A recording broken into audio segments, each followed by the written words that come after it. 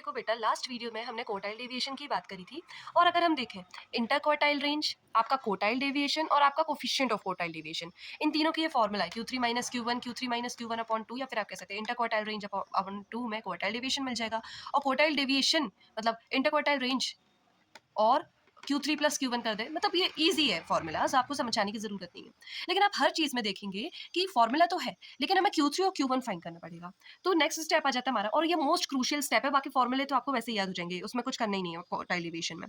बस खेल ये रहता है कि आप Q3 और Q1 फाइंड कर लें। तो इंडिविजुअल सीरीज की हमने लास्ट वीडियो में बात करी थी क्वार्टाइल डेविएशन को, जब हमने समझा था, और हमने दोनों केस देखे थे। इसमें दो केस होते हैं बेटा, इवन और ऑड। फॉर्मूला क्या कहता है, n+1/4 Q1 के लिए, और Q3 के लिए n+1/4 मल्टीप्लाइड बाय 3, ये Q3 के लिए। तो इवन और ऑड का फॉर्मूला होता है, क्योंकि अगर नंबर ऑड आया या फिर ऐसा नंबर आया जो कि आपका डायरेक्टली डिवाइड हो रहा है 4 से, है ना, जैसे कि यहाँ 15 आ गया +1 16/4, तो आपको फोर्थ पोजीशन मिल जाएगी, डायरेक्ट पोजीशन मिल जाएगी। लेकिन अगर ऐसा कुछ नहीं होता है कि आपको डायरेक्ट पोजीशन ना मिले, तब हमने क्या करना है, हमने तब भी वो भी समझ लिया था, समझा था कि नहीं। यस। तो अब हमने बात करनी है डिस्क्रीट सीरीज की और कंटिन्यूस सीरीज की। तो अब कंटिन्यूस सीरीज की हम बात आगे करेंगे इसी वीडियो में, ट्राई करूंगी मैं कि हम कर लें।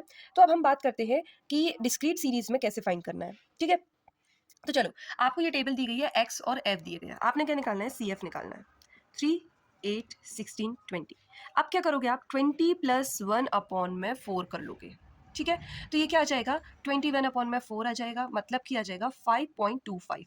अब मैंने इसको निकालना कैसे सिखाया था कि आपको क्या करना पड़ेगा, आगे पीछे का लेना पड़ेगा, ठीक है। लेकिन यहाँ पे देखो, क्योंकि आपको डायरेक्ट वैल्यूज यहाँ दी गई हैं, तो आपको करस्पॉन्डिंग एक्स वैल्यू लेनी पड़ेगी। इसके लिए आपको आगे पीछे नहीं जाना पड़ेगा डिस्क्रीट सीरीज में। इंडिविजुअल सीरीज में हमें आगे पीछे जाना पड़ता था, डिस्क्रीट सीरीज में जाने की जरूरत नहीं है, ये बात याद रखना। तो ये जो इवन ऑड के केसेस है ना, ये जो दोनों, ये आपके इंडिविजुअल सीरीज में काम आएंगे, आगे कहीं काम आएंगे तो मैं बताऊंगी, लेकिन डिस्क्रीट सीरीज में आपके काम नहीं आएंगे।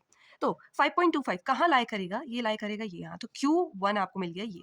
अब Q3 ऐसे फाइंड करो, 20 + 1 21 डिवाइड बाय 4 इंटू 3। या तो आप इसी से कर लो, या तो आप इसको ही मल्टीप्लाई कर लो, तो ये आएगा 15.75। अब 15.75 आपका लाई करेगा यहाँ, तो मतलब ये हो गई आपकी Q3, ठीक है। 15.75 से करस्पॉन्डिंग एक्स कौन सा है, 30 है, तो ये हो गया आपका। अब यहीं से आप सब चीजें फाइंड कर सकते हो। इंटर क्वार्टाइल रेंज को देखें, वैल्यू रख दो तो आ गया 10। क्वार्टाइल डेविएशन को देखें, वैल्यू रख दो तो आ जाएगा 5। और क्वार्टाइल डेविएशन का कोफिशिएंट निकालना हो तो 30 - 10 20 दैट इज 10, 30 + 20 दैट इज 50, मतलब कि 0.2। ये आ गए हमारी तीनों चीजें, समझ में आ गया। अब मुझे लगता है आपको डिस्क्रीट सीरीज और इंडिविजुअल सीरीज में तो कोई परेशानी नहीं जाने वाली। अब हम देखते हैं कंटिन्यूअस सीरीज में क्या करना है। अब बेटा, हो सके तो इसका आप स्क्रीनशॉट ले लो, मैं अभी अपने हाथ ऐसे रख रही हूँ, है ना। हो सके तो ये पूरे बोर्ड का स्क्रीनशॉट ले लो, आप एक काम करो, क्योंकि इसमें पूरा आपको एसेंस मिल जाएगा quartile deviation, inter quartile deviation और कोफिशिएंट ऑफ क्वार्टाइल डेविएशन का, वो भी तीनों सीरीज में। क्योंकि देखो, इंटर क्वार्टाइल इंडिविजुअल सीरीज में आपको याद रहेगा, डिस्क्रीट सीरीज मैंने अब भी करा दी। अब कंटिन्यूअस सीरीज में क्या करना है, क्वेश्चन क्या रखना है, इसमें n+1/4 नहीं होएगा Q1 के लिए, और 3n+1/4 नहीं होएगा किसके लिए, Q3 के लिए।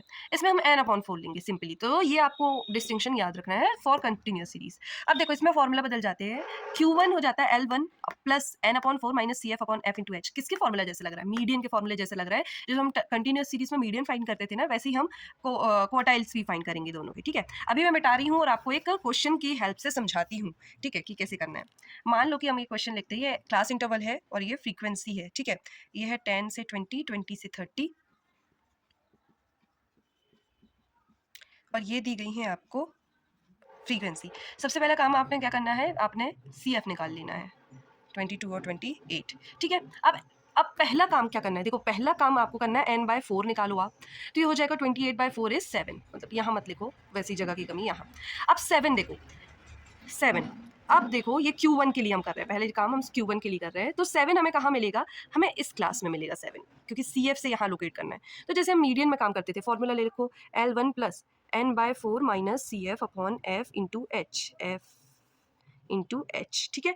तो हमें n/4 से हमारा CF मिल गया, ठीक है। लेकिन CF क्या करता है, अपने पीछे वाले CF को मौका देता है, क्रेडिट खुद नहीं लेता। हालांकि हम CF की ही मदद से सारी चीजें फाइंड करेंगे। जैसे हमने CF को लोकेट किया, इसी से हमें क्या मिला, L1 दैट इज 20 मिला, n/4 तो हमने खुद निकाला है, फ्रीक्वेंसी मिली जिसे हम 8 कहेंगे, H भी हमें पता रहता है, और ये CF खुद नहीं लेगा, CF अपने पीछे वाले, अपने छोटे को मौका देगा, याद रखना। तो ये आपका Q1 निकल जाएगा बेटा। अभी आपका इंटर क्वार्टाइल रेंज नहीं निकला है, कुछ नहीं निकला है, वो सब निकल जाएगा, बस आपका Q1 निकलना चाहिए पहले।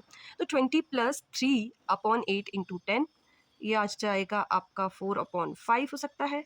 फिर 15/4 कितना हो जाएगा, 20 + 15/4, दैट 15/4 मतलब होता है 3.75। तो आपका Q1 कितना आ गया, 23.75।